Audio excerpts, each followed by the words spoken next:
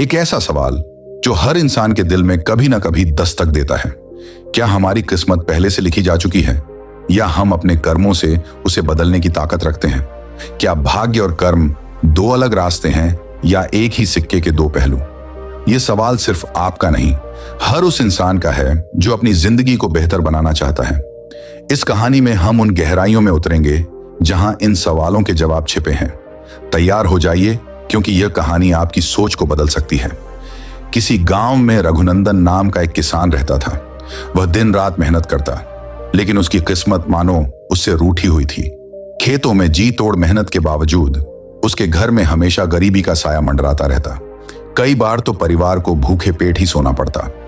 रघुनंदन हर दिन भगवान से प्रार्थना करता, हे प्रभु, मेरी किस्मत इतनी खराब क्यों है?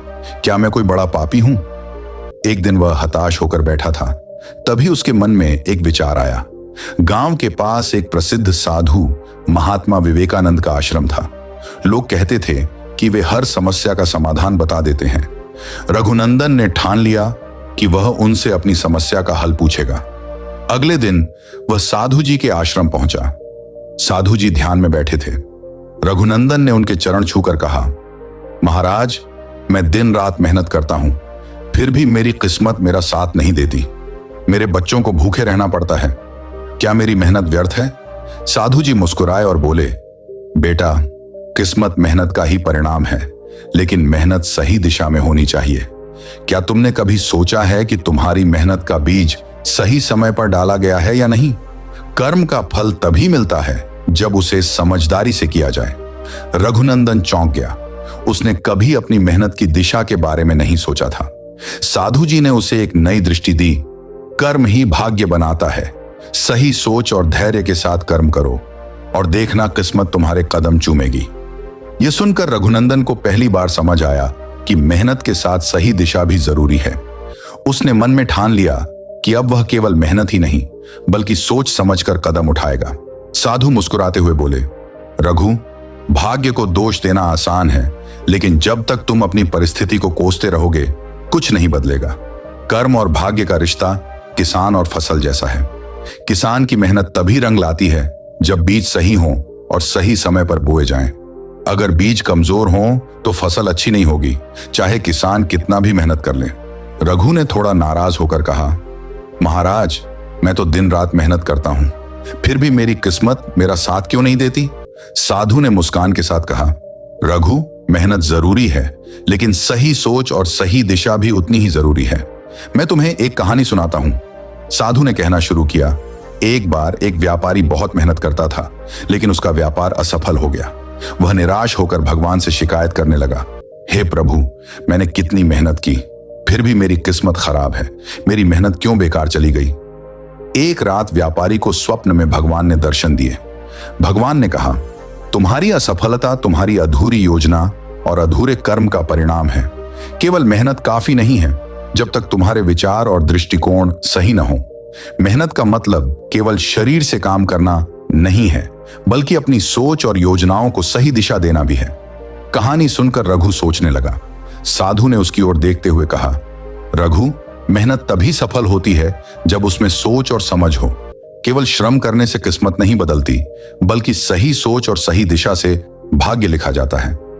रघु को पहली बार समझ आया कि उसकी मेहनत में सही सोच और योजना की कमी थी। उसने प्रण लिया कि अब वह न केवल मेहनत करेगा, बल्कि अपनी सोच को भी सही दिशा देगा। साधु मुस्कुराए और बोले, रघु, भाग्य केवल मेहनत का फल नहीं है। सही समय पर सही निर्णय लेना भी उतना ही जरूरी है। सोचो, अगर किसान बीज गलत मौसम में बो दे तो वह कितनी भी मेहनत कर ले, फसल नहीं होगी। मेहनत का परिणाम तभी मिलता है जब उसे सही दिशा और सही समय मिले। रघु को यह बात चुभ गई। उसने गहराई से सोचा, मैं मेहनत तो करता हूं, लेकिन अपने कार्यों की दिशा और समय पर ध्यान नहीं देता। शायद यही मेरी असफलता का कारण है। साधु ने आगे कहा, भाग्य को दोष देने से कुछ नहीं बदलता। अगर तुम्हें अपने जीवन को बेहतर बनाना है तो अपने फैसलों और मेहनत की दिशा पर ध्यान दो। सही निर्णय ही तुम्हारे भाग्य का निर्माण करेंगे। रघु को पहली बार एहसास हुआ कि केवल मेहनत काफी नहीं है। उसने मन में ठान लिया कि अब हर काम सही सोच, सही समय और सही योजना के साथ करेगा। साधु रघु को आश्रम के पास एक विशाल पेड़ के पास ले गए और बोले, रघु, क्या तुम जानते हो इस पेड़ को इतना बड़ा और मजबूत बनने में कितने साल लगे? यह एक दिन में नहीं होगा। इसे समय, मेहनत और सहनशीलता की जरूरत पड़ी, लेकिन इसने कभी उम्मीद नहीं छोड़ी। रघु ने पेड़ को ध्यान से देखा और चुपचाप सोचने लगा। साधु ने आगे कहा, तुम्हारे कर्मों का फल भी समय ले सकता है।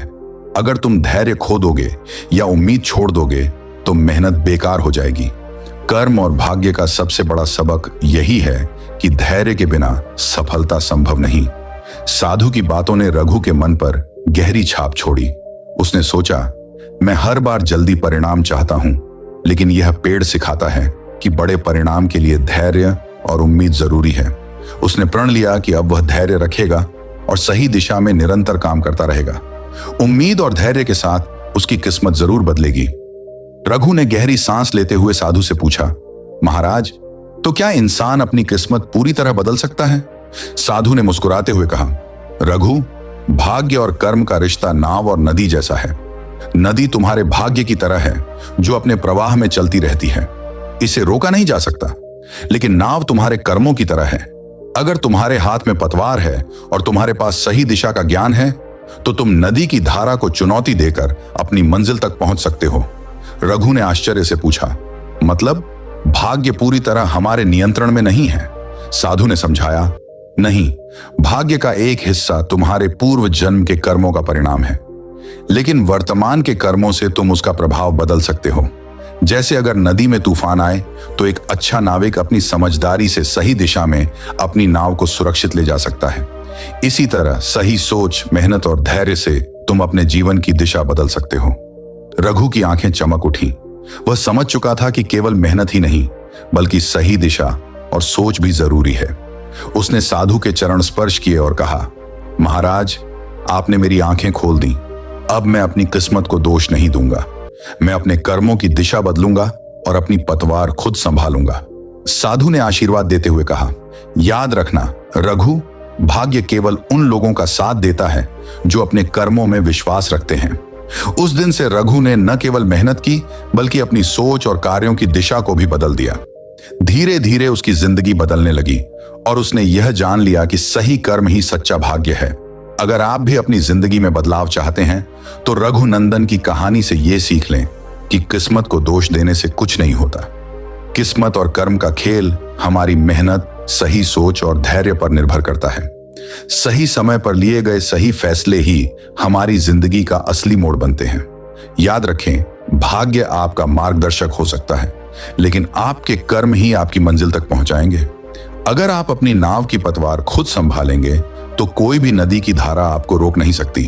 तो अब सवाल यह है, क्या आप अपनी जिंदगी की दिशा बदलने के लिए तैयार हैं?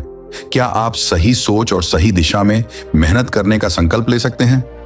यदि हां, तो इस वीडियो को लाइक करें और अपनी राय कमेंट में जरूर बताएं। क्या आपने भी कभी ऐसा महसूस किया है कि मेहनत के बावजूद किस्मत आपका साथ नहीं दे रही? हमें आपके अनुभवों को जानकर खुशी होगी। अगर आपको यह वीडियो पसंद आया हो तो इसे अपने दोस्तों और परिवार के साथ शेयर करें, ताकि वे भी अपने कर्म और भाग्य का सही मतलब समझ सकें। हमारे चैनल को सब्सक्राइब करें और बेल आइकन दबाएं, क्योंकि हम आपके लिए ऐसी ही प्रेरणादायक कहानियां और जीवन बदलने वाले सबक लेकर आते रहेंगे। ध्यान रखें, आपकी किस्मत आपकी मेहनत और सोच से ही बदल सकती है।